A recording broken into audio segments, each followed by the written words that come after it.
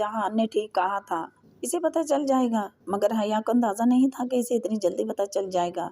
इसी रात वो अभी कुछ कच्ची नींद में ही थी कि सबीन फूफो ने परेशानी के आले में झंझोड़ कर इसे उठाया। हया, जल्दी उठो। वो हड़बड़ा कर उठ बैठी। समझ ही में नहीं आया कि क्या हो रहा है। तुम्हारे अब्बा को हार्ट अटैक हुआ है, चलो अस्पताल चलना है। वो फटाफट निगाहों से फूफो को देखने गई। जिंदगी एक दफ़ा फिर इस्तिकलाल स्ट्रीट में पहुंच गई थी। इसके सामने डीजे गिरी थी और किसी का जूता इसकी ऐनक पे आया था। एक आवाज़ के साथ ऐनक टूटी थी। वो आवाज़ जो कांच टूटने की होती है, वो आवाज़ जो ज़िंदगी की डोर टूटने की होती है। सुलेमान साहब को शदीद किस्म का दिल का दौरा पड़ा था। वो CCU कार्डियक केयर यूनिट में थे और इनकी हालत ठीक नहीं थी।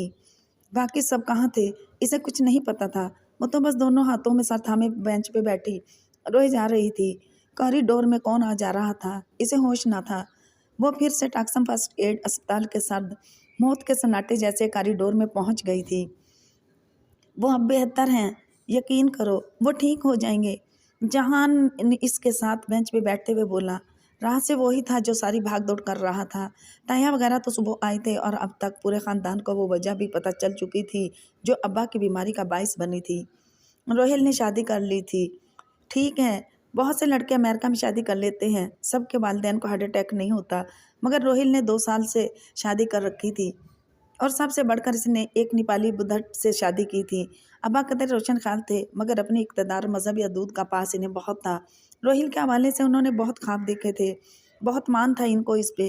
वो एक दफ़ा कहता तो सही, मगर इसने खुद ही सारे फैसले कर लिए। शायद वो जानता था कि कहने का फ़ायदा नहीं है, क्योंकि वो लड़की बुद्धमत की पैरोकार थी। मुसलमान तो छोड़ो, वो तो अहले किताब भी ना थी कि ऐसी शादी जायज़ होती। वो मुसलमान होने को तैयार ना थी और रोहिल इसको छोड़ने पे राज़ी ना था। अपनी हदूद का मजाक बनाने पे अब्बा का दुख अलग। जहान से तस्दीक कर लेने के बाद उन्होंने रोहिल को फ़ोन करके जब बात फर्ज की तो फिर तलक कलामी से होती हुई बात बाप बेटे के एक संगीन झगड़े तक पहुंच गई। अब्बा ने गुस्से में से बहुत सख्त बुरा भला कहा और फिर ताल्लुक तोड़ दिया, मगर फ़ोन कॉल की डोर टूटने से कबल ही वो ढह गए थे। फूफा और फातिमा इस सारे मामले की गवाह थी। मालूम नहीं वो क्यों सोती रह गई। जब मैं रोहिल के पास रात रहा था तब इस लड़की ने मुझे ट्रीटमेंट दी थी। उन्होंने कुछ नहीं बताया, मगर मैं जान गया था कि इनके दरमियान क्या है। इसके कोई साल 1.5 साल बाद उन्होंने शादी की थी। ये मुझे बाद में अमेरिका में मुकीम एक दोस्त ने बताया। कितनी देर ऐसी बात छुपती हैं। मामू को भी किसी अजीज़ से खबर ही मिली थी। वो नम आंखों से सरहातों में दिए सुनती रही। इसे रोहिल या इसकी बीवी में कोई दिलचस्पी ना थी, इसे सिर्फ अब्बा की फिक्र थी। 2.5 माह कबल का वाक़या फिर दोहराया जाने लगा था क्या? वो फिर अलामती खुशबू में एक मोहब्बत को खोने लगी थी क्या? जब बामुश्किल इन्हें अब्बा से मिलने की इजाज़त मिली तब वो कुनूदगी में थे और वो इनके करीब बैठी अंदर ही अंदर रो रही थी। आंखें खुश्क हो चुकी थीं, अगर हर आंसू आँख से तो नहीं गिरता ना। शायद अगर अब्बा के दोस्त ज़ीशान अंकल मिलने ना आए होते तो वो आंखों से भी रोने लग जाती, मगर इन सब के सामने खुद को मजबूत जाहिर करना था। फातिमा निढाल थी, मगर संबीन फूफो बहुत हिम्मत से काम ले रही थी। सुलेमान बहुत मजबूत है बेटा, फिक्र ना करो, वो ठीक हो जाएगा। ज़ीशान अंकल को छोड़ने वो फातिमा के साथ बाहर तक आई तो तसल्ली देने लगे। वो अब्बा के सबसे अच्छे दोस्त थे। वो इनको ज़्यादा नहीं जानती थी, मगर फातिमा वाकिफ़ थी। इनके साथ इनकी बेटी भी थी, 15-16 साल रिजा, जो कदर और जहनी तौर पर अपनी उम्र से पीछे थी। कदर अब नॉर्मल बच्ची जो घुंघरियाले बालों वाला सर झुकाए मुसलसल अखबार पे कलम से कुछ लिखती रही थी। रिजा बहुत ज़हीन है। इसकी निगाहों को अपनी बेटी पे पाकर ज़ीशान अंकल मुस्कुरा कर बताने लगे, इसे वर्ड पज़ल और क्रॉस रोड करने का बहुत शौक़ है।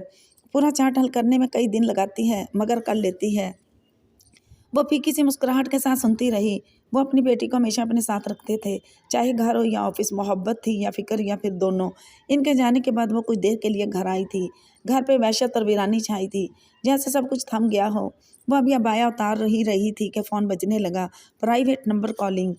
इस रोज़ के बाद मेजर अहमद ने आज कॉल की थी, मगर इसने कॉल काट दी। वो बार बार फ़ोन करने लगा, मगर हया ने फ़ोन बंद कर दिया। वो इस आदमी से कोई राब्ता नहीं रखना चाहती थी, ज़रूरत ही नहीं थी।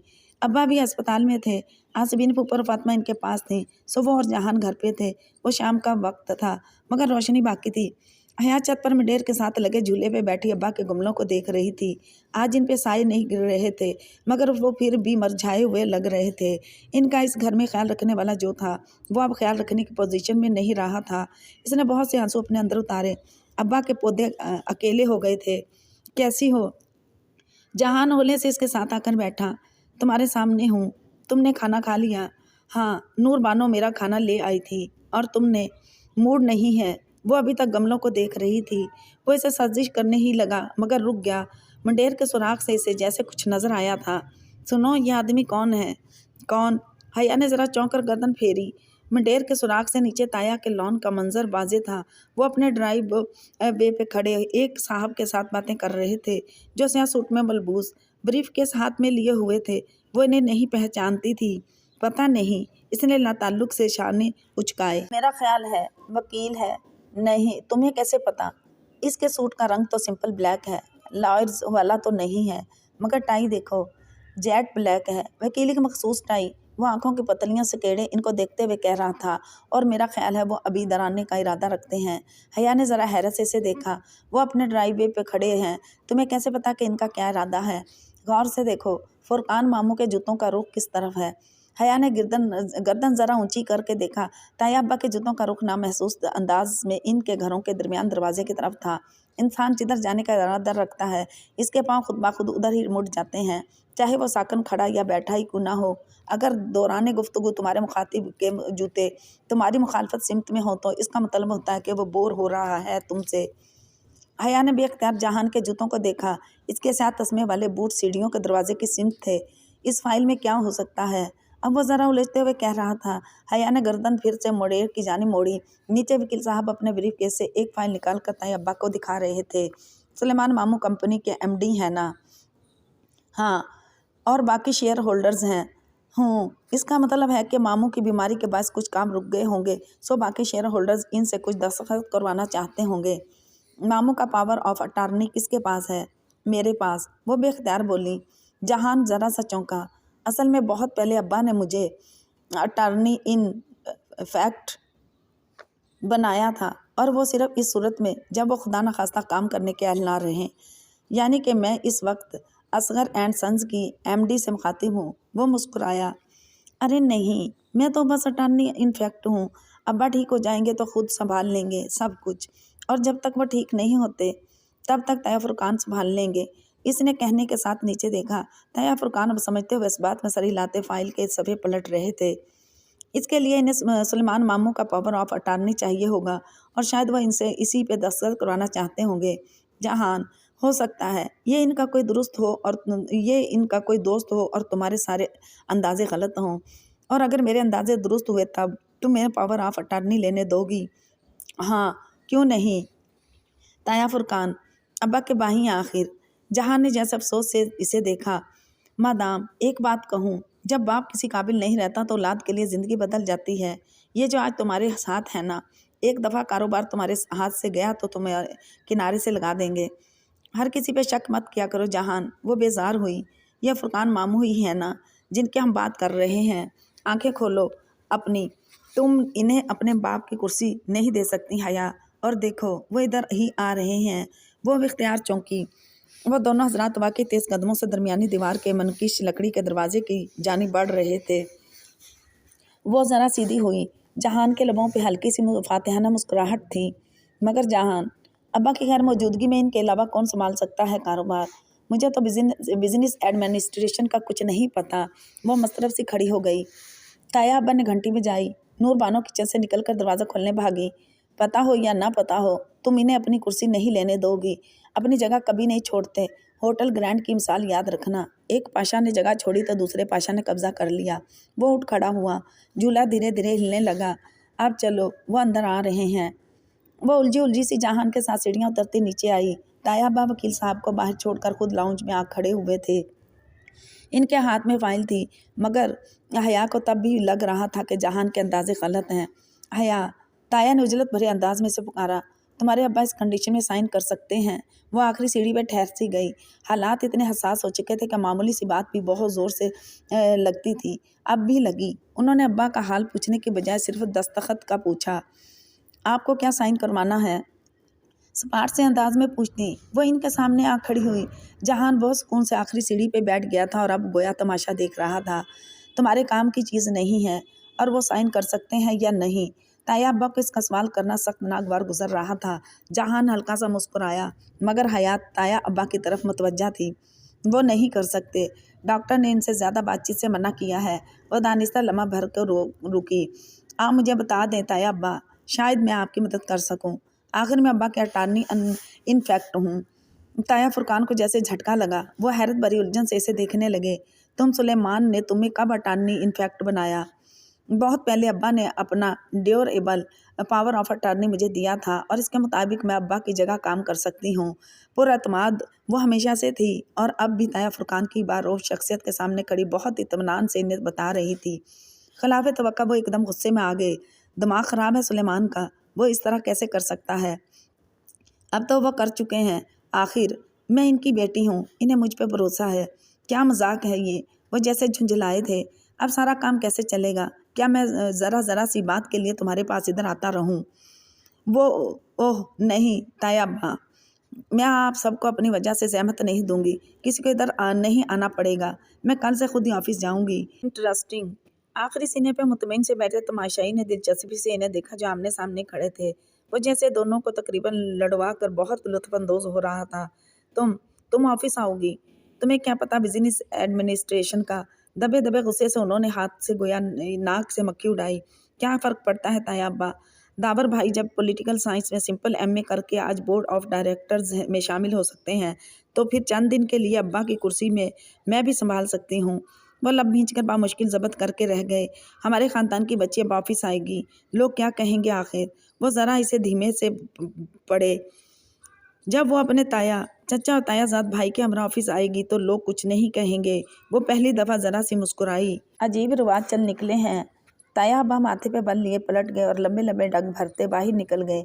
अपने पीछे दरवाज़ा उन्होंने ज़ोरदार आवाज़ से बंद किया था। क्या बात है? वो मुस्कुरा कर सताइशी अंदाज से कहता सीढ़ी से उठा। बस सानी नहीं भाई, वरना अंदाज वैसा ही था। ताया अब्बा ने मुझसे कभी ऐसे बात नहीं की। वो अभी तक मलाल से दरवाजे को देख रही थी जहाँ से वो गए थे। आहिस्ता आहिस्ता वो इससे भी ज़्यादा तहकीर से बात करने लगेंगे। बस देखती जाओ। मगर वो ठीक कह रहे थे। मैं कैसे अब्बा की सीट पे बैठ सकती हूँ? मुझे वाकई इनके कारोबार का कुछ नहीं पता। अब पहली दफ़ा इसे फिक्र सताने लगी। ताया के सामने जो बड़े बड़े दावे किए थे, इनको साबित करने के लिए वो क्या करेगी? एकदम से बहुत सा बोझ इसके कंधों पर आ गया था। हया, जब तुमने इस रात मुझे वो सारी बातें बताई थीं तो मैंने तुम्हारे बारे में दो राय कायम की थी। पहली यह कि वो लड़की किसी की मदद के लिए बगैर इतना कुछ खुद ही इस तरह सहती है। वो बहुत मजबूत लड़की होती है। शायद चंद माह कबल तुम इतनी मजबूत ना हो, मगर अब हो गई हो। वो नरमी से कहता है इसके सामने आ खड़ा हुआ। वो अभी तक दरवाजे को देख रही थी। और दूसरी ये कि तुमने इस साइको ऑफिसर का पजल हल कर लिया, जिससे मुझे लगा कि तुम एक समझदार और ज़हीन लड़की हो जो मामूली सी बातों से भी अपने मसाइल के हल ढूंढ लेती है। यकीन करो, बिजनेस संभालने के लिए किसी डिग्री से ज़्यादा कॉमन सेंस, मजबूत असाब और जहानत की ज़रूरत होती है, और वो सब तुम्हारे पास है। फिर फिक्र कैसी? इसने दरवाजे से निगाहें उठाकर जहान को देखा। क्या तुम मेरी मदद करोगे? बहुत पुरुम्मीद अंदाज में इसने पूछा था। बिल्कुल भी नहीं। जो करना है अकेले करो और ख़ुद करो, क्योंकि तुम कर सकती हो। एक लाताल्लुक सा तबसरा करके वो दरवाजे की तरफ बढ़ गया। इसने तिल मिला कर इसे जाते देखा। आखिर इसने मदद मांगी ही क्यों इस आदमी से? सोचा भी कैसे कि वो इसकी मदद करेगा? वो तो जहान था, वो तो हमेशा से इसे तनहा छोड़कर चले जाने का आदी था। अब वो क्या करेगी? सर हाथों में थामे वो सोफे पे गिर सी गई। इसकी अन्ना का सवाल था। ताया के सामने इतने दावे करके वो पीछे नहीं हट सकती थी। पीछे हटने का रास्ता अब बंद था। इसे कल से वाकई ऑफिस जाना पड़ेगा, वो जानती थी। चंद दिन की ही तो बात है, इसने खुद को तसल्ली दी। रात वो अब्बा से मिलने गई। जब फातिमा करीब नहीं थी तो इनका हाथ पकड़कर नरमी से इसने अपने फैसले का बताया। सारी बात सुनकर वो नहीफ से अंदाज में हल्का सा मुस्कुराए। बाकिर साहब से मिल लेना, वो तुम्हें काम समझा देंगे। बहुत धीमी आवाज़ में वो बस इतना सा कह पाए थे। और जीशान मेरा दोस्त है, कोई मदद चाहिए हो तो इसे कह देना। फिर उन्होंने आंखें मूंद ली। बीमारी वाही शय नहीं होती जो इंसान को ढा सकती है।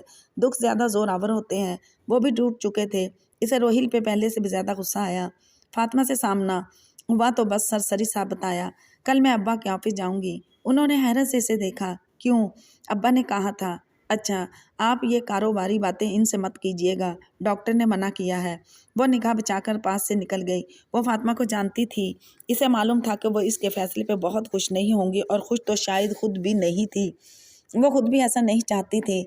ये तो जहान था जिसने इसे फंसवा दिया था और फिर खुद पीछे हट गया था। सुलेमान साहब का ऑफिस नहायत पुरताश अंदाज में आरास्ता किया गया था। गहरे नीले की थीम के साथ सफ़ेद चमकते मार्बल टाइल्स, कीमती पर्दे, शाहाना सा फर्नीचर और इस ऊंची स्याह घूमने वाली कुर्सी की तो शान ही अलग थी जिस पर वो इस वक्त बैठी थी। अपने सिलक के स्याह अबाया में मलबूस, दोनों कोहनियाँ कुर्सी के हत्थे पे जमाए, उंगलियों से दूसरे हाथ में मौजूद प्लाटिनम घुमाते हुए टेक लगाकर बैठी। वो संजीदगी से सर हिलाती बाकर साहिब की ब्रीफिंग सुन रही थी।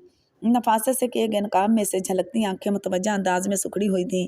वो होदेड़ उम्र और शरीफुल नफस से इंसान लगते थे और अब पूरी जास नफशानी से इसे अब्बा की कंस्ट्रक्शन कंपनी के बारे में आगाही दे रहे थे। Board of directors, share holder, company के ज़ेर तामीर प्रोजेक्ट्स, टेंडर, वो सब सुन रही थी, मगर बाज़ इस्लाहात बहुत मुश्किल थीं। इसे सब समझ में नहीं आ रहा था। रह रह कर इसे कारोबारी मामलात में अपनी कम इल्मी का अफसोस हो रहा था। वो खुद को समझा रही थी कि ये अफसोस भी कम इल्मी का है, ना कि ताया को यूँ चैलेंज करने का, मगर शायद आखिर उल ज़िक्र पे इसे ज़्यादा अफसोस था। कंपनी में 40% शेयर आपके वालिद के हैं मैम, बस 20% फुरकान साहब के, 20% जाहिद साहब के और 10% सेठी साहब के हैं, और आखिर 10%। पहली दफ़ा इसने ज़ुबान खोली और साथ ही ऑफिस का दरवाज़ा खुला। हया ने चौंक कर देखा और फिर नागवारी की एक लहर ने इसे सर से पांव तक घेर लिया। अगर इसे थोड़ा सा भी ख्याल आता कि आखिरी 10% शेयर्स होल्डर वलीद लगारी हो सकता है तो वो कभी ऑफिस ना आती। ओह, आप ऑफिस आई हैं? वो आप ये ज़ोर देता। तंजिया मुस्कुराहट के साथ बहुत एतमाद से चलता अंदर आया। बाकिर साहब के चेहरे पर नागवारी उभरी, मगर वो खामोश रहे। तो सुलेमान अंकल की सीट आप संभाल लेंगी। इसके सामने कुर्सी खींचकर वो टांग पर टांग रख कर बैठा। क्या बिजनेस एडमिनिस्ट्रेशन में डिग्री आपने तुर्की से ली है? मगर अब्बा को तो आपने बताया था कि आप LLB कर रही हैं। तमस्कुराना अंदाज में कहता वो वाज़ेह तौर पर इसका रात का हवाला दे रहा था। यह तय था कि पहली दफ़ा नाकाम में देखकर अगर वो फ़ौरन से पहचान गया था तो वजह यही थी कि इसने बाहर स्टाफ से इसकी आमद के बारे में सुना था। तभी वह इतने ही एतमाद से बेधड़क इस ऑफिस में दाखिल हुआ था जिससे वो गालिबन हमेशा होता था। तो मैडम MD, क्या इरादे हैं आपके? क्या अब इस ऑफिस में तालिबानाइजेशन राइज हो जाएगी? वो जो खामोशी से लब नीचे इसकी बात सुन रही थी, इसने दाएं अबरू सवालिया उठाई।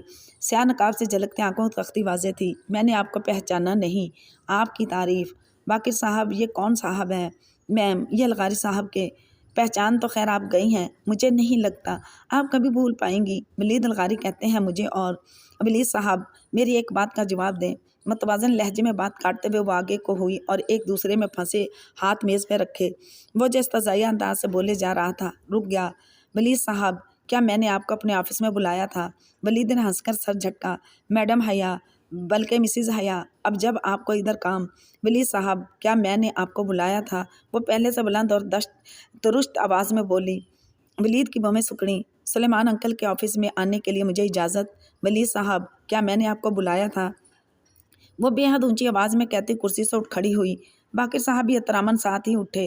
ताबेदारी का सबूत, वफादारी का एहसास। वलीद की पेशानी के बल गहरे हो गए। वो तेज़ी से उठा। रहमान अंकल मेरे साथ ये सलूक कभी बर्दाश्त ना करते। मैं आपके साथ इसे भी बदतर सलूक कर सकती हूँ। बाकिर साहब, इन साहब को बाहर जाना है, प्लीज़ दरवाज़ा खोल दें। बाकिर साहब ने ज़रा तज़बज़ब से इसे देखा, फिर पलटते ही लगे थे कि वलीद ने हाथ उठाकर इन्हें रोका। मैं देखता हूँ आप इस ऑफिस में कितने दिन रहती हैं। एक खशमगी निगाह बाकिर साहब पे डालता वो तेज़ी से पलटा। हया ने कुर्सी पर वापसी बैठते हुए इंटरकॉम का रिसीवर उठाया। दरख्शां, अगर यह आदमी मुझे दोबारा बिना इजाज़त अपने ऑफिस में दाखिल होता नज़र आया तो आपकी छुट्टी। सुन लिया आपने? और सुनाया तो इसने वलीद को था जो इसकी बात ख़त्म करने के बाद ही बाहर निकला था। जी जी मैम। अब्बा की सेक्रेटरी बुखला गई थी। बैठिए। रिसीवर वापस रखते हुए इसने बाकर साहब को बैठने का इशारा किया। बाकी 10% शेयर्स इनके पास हैं मैम। बाकिर साहब ने सिलसिला कलाम वहीं से जोड़ा। तब तक वो चंद गहरे सांस लेकर खुद को कंपोज कर चुकी थी। पहले उमैर लगारी ऑफिस आया करते थे, मगर गुज़िश्ता एक माह से वो इलाज के सिलसिले में बैरून मुल्क हैं। चंद मज़ीद तफसीलात के बाद वो इसे बोर्ड ऑफ डायरेक्टर्स की आज मुतवक्का मीटिंग के बारे में बताने लगे। میم ایک ٹریڈ سینٹر کا پروجیکٹ ہے، ہمیں وہ حاصل کرنا ہے، اور یعنی کہ ٹینڈر کی نیلامی ہے اور ہمیں نیلامی جیتنی ہے۔ اس نے دبے دبے جوش سے ان کی بات کاٹی۔ گزرتے گزرتے کبھی کوئی سوپ سیریل دیکھی تھی تو اس میں عموماً ٹینڈرز کی نیلامی ہو رہی ہوتی اور مخالف کمپنیاں بولی لگا رہی ہوتی، سو کم از کم کچھ تو پتہ تھا اسے کنسٹرکشن کمپنی کا متعلق۔ باقی صاحب لمحے بھر کو خاموش ہوئے، پھر نفی میں سر ہلایا۔ نہیں میم، ٹینڈر کی نیلامی کا معاملہ نہیں ہے۔ اچھا، اس نے خفت چھپاتے ہوئے سر ہلا دیا۔ اب وہ درمیان میں نہیں بولے گی، خاموش رہ کر بس سنے گی۔ اصل میں ایک گروپ ٹریڈ سینٹر بنانا چاہ رہا ہے۔ وہ اس کے لیے مختلف کمپنیوں کے آئیڈیاز دیکھنا چاہتے ہیں کہ کون ان کی زمین بہترین طور پہ استعمال کر کے ٹریڈ سینٹر بنا سکتا ہے۔ اگر ہمارا آئیڈیا اپروو ہو گیا تو پروجیکٹ ہمیں مل جائے گا۔ میں ہینڈ آرکیٹیکٹ کو بھیجتا ہوں، وہ آپ کو مزید بریف کر دیں گے۔ باقی صاحب مؤدب انداز میں اٹھتے ہوئے بولے۔ ہیڈ آرکیٹیکٹ رضوان بیگ صاحب درمیان عمر کے تجربے کار انسان تھے، مگر ان کا انداز یوں تھا گویا ان کے سامنے کوئی ان پڑھ لڑکی بیٹھی ہو جس کو بریف کروانا وہ اپنی شان میں توہین سمجھتے ہوں۔ جان بوجھ کر مشکل اصطلاحات استعمال کرتے ہوئے وہ بہت لاپرواہی سے ان کو اپنا کام دکھا رہے تھے۔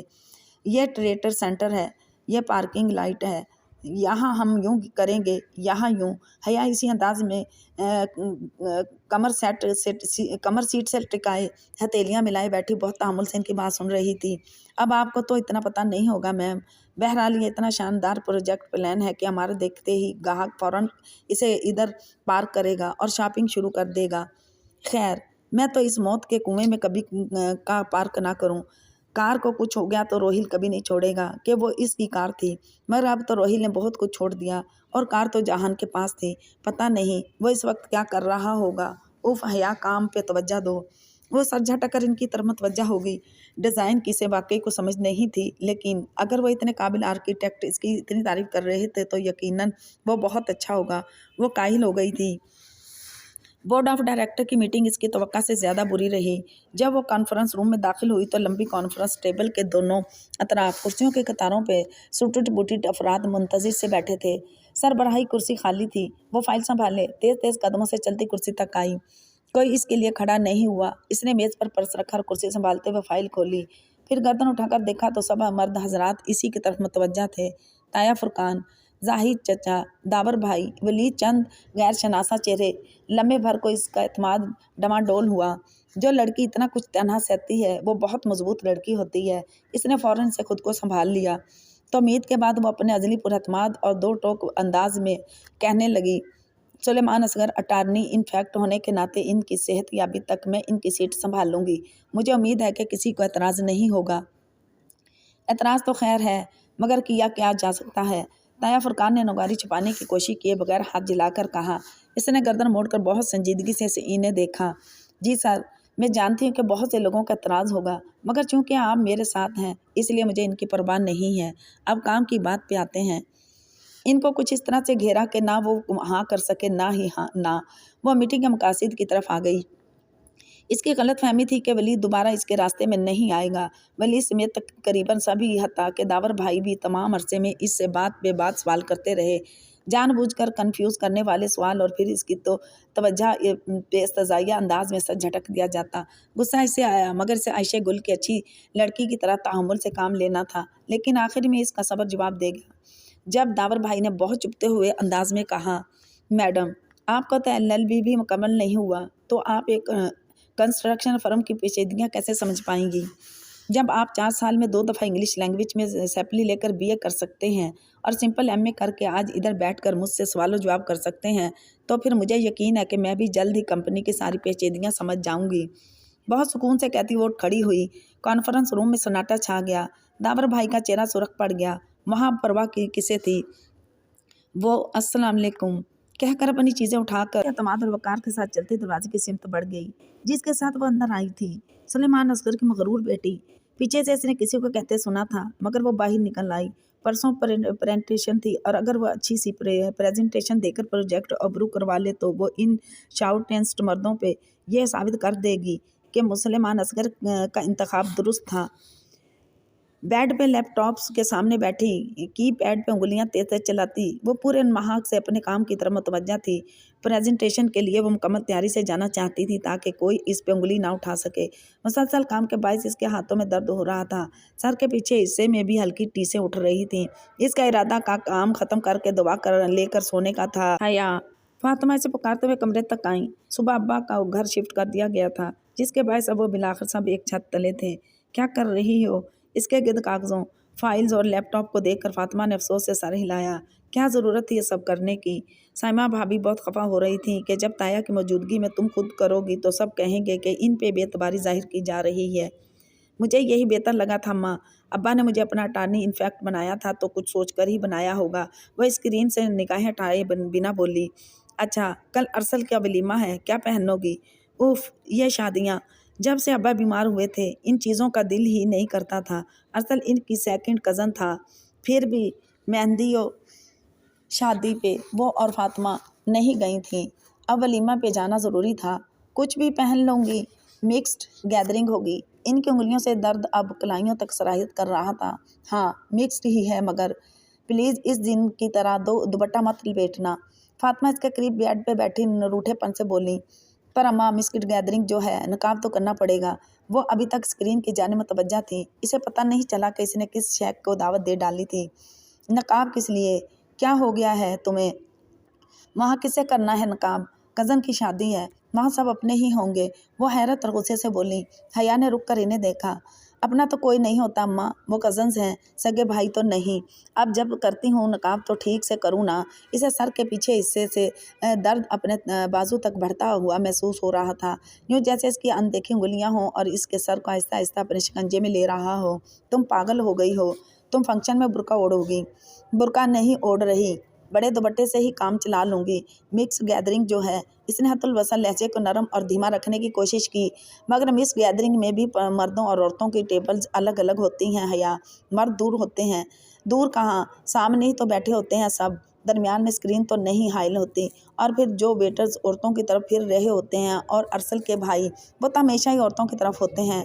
वो तो बच्चे हैं हया, 20-20 साल के बच्चे हैं। तुम बहस क्यों कर रही हो?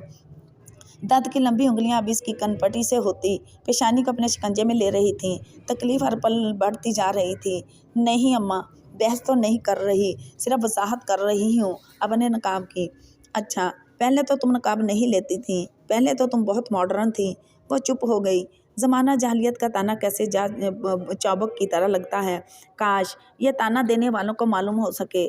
जी, मैं पहले नहीं लेती थी, लेकिन अगर अब करती हूँ तो मुझे प्रॉपर तरीके से करना चाहिए। तुम शादी पे नकाब लोगी तो लोग क्या कहेंगे?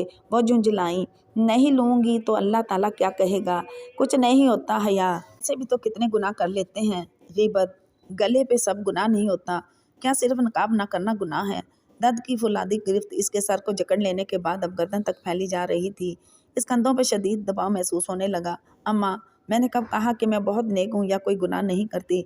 लेकिन अगर मैं कोई नेक काम करना चाहती हूँ तो मुझे मत रोकें। इसे लगा वो इल्तिजा कर रही है, मिन्नत कर रही है, वो बनु करीतजा से मन्नत कर रही है। अच्छा, पहले तो तुमने कभी एहसास नहीं किया गुनाह सवाब का। अब जब अब्बा और ताया कहते थे तब तो तुम नहीं मानती थी। फिर वही पहले का ताना। तो अम्मा, अगर मैं ताया के कहने पे अल्लाह की मानती तो मैं काबिल कबूल होती, मुझे शाबाश भी मिलती और वाह वाह भी। लेकिन अगर मैं अपनी मर्ज़ी से अल्लाह की मानूँ तो मैं काबिल कबूल नहीं हूँ। इसने दुख से इन्हें देखा। वो मांस को बर्छी की तरह ज़ख्मी करती अजियत कंधों से गुजरती सीने में उतर रही थी। मुझे बेकार के दलाइल मत दो, अपना LLB भी मुझ पे मत आजमाओ। इरम की मंगनी पे थोड़े लोग थे, बात दब गई। लेकिन अगर अब तने इतने बड़े फंक्शन पे नकाब लोग तो जानती हो लोग कितनी बातें बनाएंगे। आप लोगों से डरती हैं, जबकि अल्लाह ज़्यादा हकदार है कि इससे डरा जाए। और लोगों का क्या है? साइमा ताई तो पहले भी मुझ पे बातें बनाती आई हैं, मगर फातिमा बेजार हो चुकी थी। हया, शादियों पे कौन हिजाब लेता है? मैं लेती हूँ और मैं लेकर दिखाऊंगी। नहीं, मैं कोई दावा नहीं कर रही, लेकिन अगर मैं अपने ख़ानदान की वो पहली लड़की हूँ जो शादियों में भी हिजाब ले, तो मैं वो पहली लड़की बनूंगी अम्मा। तकलीफ की शरियानों में से किसी सियाह मादे की तरह तेज़ अंदर सबको झिलजिलाती दिल में कतरा कतरा गिरने लगी थी। हया, शादियों पे तो खैर होती है। नहीं अम्मा, शादियों पे ही तो, इन तकरीबात से ही तो खैर कम और शर ज़्यादा निकलते हैं। कितना बुरा लगेगा, तुम नकाब में बैठी होगी। इन्हें रह रह कर इसकी कम अकली पे अफसोस हो रहा था। کس کو برا لگے گا؟ لوگوں کو، مگر اللہ تعالیٰ کو اچھا لگے گا۔ اچھا، یعنی ہم جو نقاب نہیں کرتے تو ہم سب کافر ہوئے؟ ہاں، ہم سب بہت برے ہوئے۔ میں نے یہ کب کہا ہے اماں؟ میں خود نقاب لیتی ہوں مگر کسی دوسرے پہ تو تنقید نہیں کرتی۔ میں تو کسی سے کچھ بھی نہیں کہتی اماں۔ اس کی آواز بھیگ گئی۔ درد اب اس کے دل کو کاٹ رہا تھا، الٹی چھری سے جج کیا جا رہا تھا۔ خندق کی کوئی جنگ بنو قرطیظہ کے بغیر نہیں لڑی جاتی۔ اسے بھی بنو قرطیظہ مل گیا تھا، اور وہاں سے ملا جہاں سے اس نے کبھی تصور بھی نہیں کیا تھا۔ تم کہو، مگر تمہارا حجاب چیخ چیخ کر یہی کہتا ہے کہ میں بہت اچھی ہوں اور باقی سب برے ہیں۔ انہوں نے ہاتھ اٹھا کر چمک کر کہا۔ وہ کہیں سے بھی ایک مہذب اور تعلیم یافتہ خاتون نہیں لگ رہی تھی۔ اماں، اگر کوئی ایسا سمجھتا ہے تو یہ اس کے اپنے اندر کی انسیکیورٹی ہے۔ میرا کیا قصور؟ میں تو کسی کو برا نہیں سمجھتی، میں تو بس آگ سے بچنا چاہتی ہوں۔ تو یہ سب پہلے کیوں نہیں کرتی تھی؟ بچپن سے علم تھا تمہیں جہنم کی آگ کا یا نہیں علم تھا؟ پہلے صرف علم تھا اماں، اب یقین آ گیا۔ اس نے بہت سے آنسو اپنے اندر اتارے۔ کیا لوگوں نے واقعی سمجھ لیا ہے کہ وہ کہیں گے ہم ایمان لائے اور وہ آزمائے نہ جائیں گے؟ اچھا، صرف پردہ نہ کرنا گناہ ہے، ماں کی بات نہ ماننا گناہ نہیں ہے؟ کیا قرآن نہیں پڑھا تم نے کہ والدین کو اف بھی نہیں کرتے؟ اس نے جواب میں ایک گہری سانس لی۔ اماں، آپ کو بھی پتہ ہے اور مجھے بھی پتہ ہے کہ آپ اس آیت کو غلط جگہ پہ غلط طریقے سے کوٹ کر رہی ہیں۔ میں آپ کو ناراض نہیں کرنا چاہتی، مگر میں اللہ تعالیٰ کو بھی ناراض نہیں کر سکتی۔ بس کرو، پتہ ہے مجھے یہ سب تم جہان کے لیے کر رہی ہو۔ وہی ہے ایسی دقیانوسی سوچ کا حامل۔ ترکی میں رہ کر بھی فرق نہیں پڑا اسے۔ دیکھتی ہوں میں کس طرح روز فجر پہ مسجد جا رہا ہوتا ہے۔ اماں، کوئی لڑکے اپنی مرضی سے حجاب لینے لگے تو سب یہ کیوں فرض کر لیتے ہیں کہ وہ کسی کے دباؤ میں آ کر یہ کر رہی ہے؟ کوئی یہ ماننے کو تیار کیوں نہیں ہوتا کہ اس لڑکی کا اپنا دل بھی کچھ کہہ سکتا ہے؟ مگر پہلے تو تم نہیں کرتی تھی نا؟ وہ غصے سے کہتی اٹھی۔ اور کرو، جس سے بھی کرنا ہے نقاب، میں کون ہوتی ہوں کچھ کہنے والی؟ وہ تن فن کرتی باہر نکل گئیں۔ الٹی چھری ابھی تک اس کے دل کو کاٹے جا رہی تھی۔ خون کے قطرے اندر ہی اندر گر رہے تھے۔ مائیں بھی بعض دفعہ کتنا دل دکھاتی ہیں مگر انہیں کبھی احساس نہیں ہوتا۔ اس نے آنکھوں کا تیلی کی پشت رگڑا مگر آنسو پھر بھی ابل پڑے۔ جاڑے اور بھوک کی تکلیف میں خندق کھودنا کٹھن ہوتا ہے یا بنو قرطیظہ کی بے وفائی سہنا؟ اس نے خود سے پوچھا۔ اور اگر یہ دونوں ساتھ مل جائیں تب؟ اس کا دل ابھی تک تکلیف سے رس رہا تھا۔